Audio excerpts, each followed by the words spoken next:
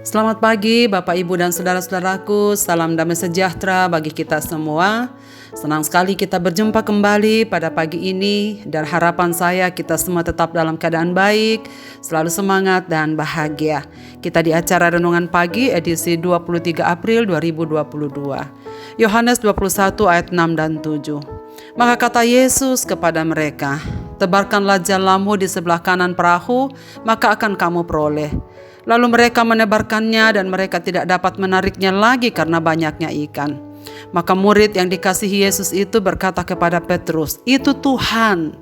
Ketika Petrus mendengar bahwa itu adalah Tuhan, maka ia mengenakan pakaiannya sebab ia tidak berpakaian lalu terjun ke dalam danau. Taat pada arahannya.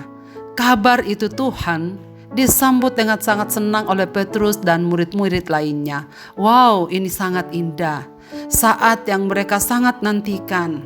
Betapa rindunya mereka kepada sosok guru yang selama hampir 4 tahun selalu bersama mereka siang dan malam.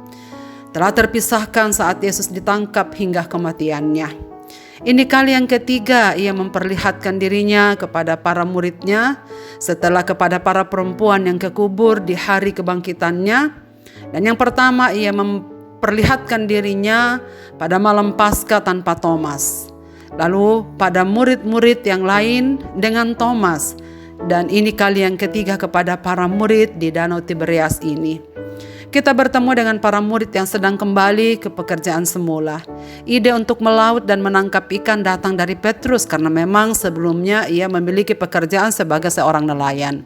Mereka tahu bahwa Yesus telah bangkit, namun kini mereka tidak tahu apa yang harus dilakukan. Mereka belum menerima perintah untuk menunggu di Yerusalem sehingga Roh Kudus turun atas mereka dengan kuasa. Saudara, memang setelah kematian Yesus, para murid seperti kehilangan arah dan tidak tahu apa yang harus mereka perbuat. Itu sebabnya mereka mengisi waktu itu dengan mencari nafkah, karena memang mereka tidak tahu akan bagaimana nantinya setelah Yesus tersiar bahwa ia sudah bangkit. Namun sebagian besar orang menganggapnya bahwa mayat Yesus itu dicuri, kecuali para murid yang percaya bahwa dia sudah bangkit. Sepanjang malam mereka terapung-apung di tengah lautan, melemparkan jala ke sana dan kemari, namun pekerjaan mereka malam itu nihil, tak mendapatkan hasil apapun. Fajar menyingsing, pagi hari tiba, waktunya untuk pulang. Tiba di pinggir pantai Galilea, mereka segera menambatkan perahunya. Namun sebelum dilakukan, di luar dugaan, ada sosok di pinggir pantai dan berteriak, "Hai anak-anak, adakah padamu lauk pauk?" Saudara, para murid simpel menjawabnya, "Tidak ada." Mereka tidak tahu siapa itu dan yang sedang berteriak kepada mereka. Kemudian suara itu berkata lagi, "Lemparkan jalamu ke sebelah kanan perahumu, maka kamu akan peroleh." Saudara sekalian, mereka melemparkan jalannya ke sebelah kanan perahunya. Dan luar biasa, jala itu penuh ikan-ikan besar. Ada 153 ekor banyaknya ikan-ikan besar saja. Di luar ikan-ikan kecil yang tak terhitung. Saudara, jangan bayangkan sebesar ikan sarden atau ikan kembung atau ikan terbang. Ikan besar ini bisa berkilo-kilo, bahkan bisa mencapai 10 kilogram per ekornya. Saudara, anehnya, sungguh pun demikian jala mereka tidak koyak. Peristiwa yang sama di awal panggilan Petrus ketika ia melemparkan jalannya dalam Lukas pasal 5, banyak ikan yang mereka tangkap, tetapi jala mereka koyak karena banyaknya ikan. Kali ini tidak. Saudara-saudara yang dikasihi Tuhan, dari peristiwa ini banyak prinsip hidup yang kita bisa pelajari. Di antaranya, Yesus selalu peduli kesusahan murid-muridnya. Kehadirannya membawa sukacita tersendiri dan memberi semangat baru bagi para murid. Pada waktu Yohanes membisikkan kepada Petrus, "Itu Tuhan." Rupanya Yohaneslah yang paling pertama mengenal dia. Petrus memakai baju dan menyelam berenang ke arah Yesus. Saking senangnya, saudara sekalian, jarak antara perahu di mana mereka berada dan daratan di mana Yesus ada cukup jauh. 200 hasta, itu kalau kita bawa ke sentimeter, itu kalau satu hasta 45 cm berarti kira-kira 90 meter, saudara sekalian. Paulus lakukan dengan berenang ke arah Yesus saking senangnya.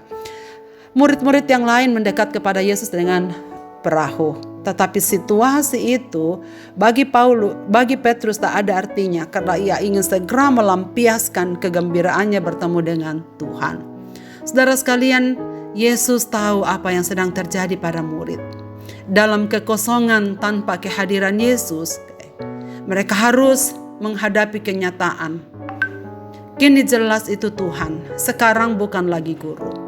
Dalam situasi yang susah, kita perlu arahan. Coba tebarkan jalanmu di sebelah kanan. Yesus memberikan arahan, Yesus memberikan petunjuk. Dalam petunjuk itu ada solusi, di mana mereka pada akhirnya bisa menemukan apa yang menjadi pencaharian mereka selama ini. Saudara-saudaraku, sangat penting untuk kita menerima bimbingan dari Tuhan dalam segala pekerjaan kita. Jikalau kita hidup tanpa kehadiran Kristus serta tuntunan tangannya, maka sebagian besar pekerjaan kita akan merupakan kegagalan dan usaha yang sia-sia. Belajar dari kisah ini, mari kita melibatkan Dia senantiasa dalam karya, bakti, pelayanan, rencana-rencana kita selanjutnya.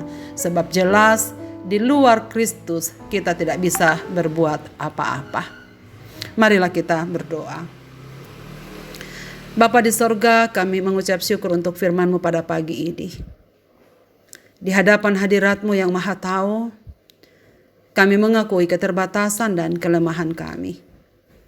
Kami tak akan mungkin dapat berbuat sesuatu yang baik jikalau Tuhan meninggalkan kami. Maka pada pagi ini ya Tuhan, kami membawa diri kami ke dalam tangan kasih-Mu. Inilah kami anak-anak-Mu, kami butuh bimbingan-Mu. Kami butuh arahan dan petunjuk-Mu, supaya segala sesuatu yang akan kami jalani dalam kehidupan ini dapat berjalan dengan baik seturut dengan kehendak Tuhan. Kami harus mengaku bahwa berjalan tanpa Tuhan, berjalan tanpa bimbingan-Mu, dan berjalan di luar Engkau, tidak ada sesuatu pun yang dapat kami lakukan. Kami tak mungkin bisa berbuat apa-apa. Itulah sebabnya ya Bapa, ke dalam tangan-Mu kami serahkan hidup kami sepanjang hari ini. Dan segala sesuatu yang hendak kami lakukan ke depan, tuntunlah kami. Supaya semua yang kami kerjakan dalam hidup ini menyenangkan hati Tuhan. Seluruh pendengar renungan pagi ini dimanapun mereka berada pada pagi ini Bapa, hadirlah dalam hidup mereka. Bimbinglah mereka semua, berilah kekuatan iman, berilah penghiburan, berilah sukacita, beri damai sejahtera. Supaya kami tetap bersama-sama di dalam Engkau menikmati pertolongan dan kasih setia-Mu. Dalam Kristus Tuhan kami berdoa. Amin. Selamat beraktivitas Bapak, Ibu, dan saudara-saudaraku. Tuhan Yesus memberkati kita sekalian.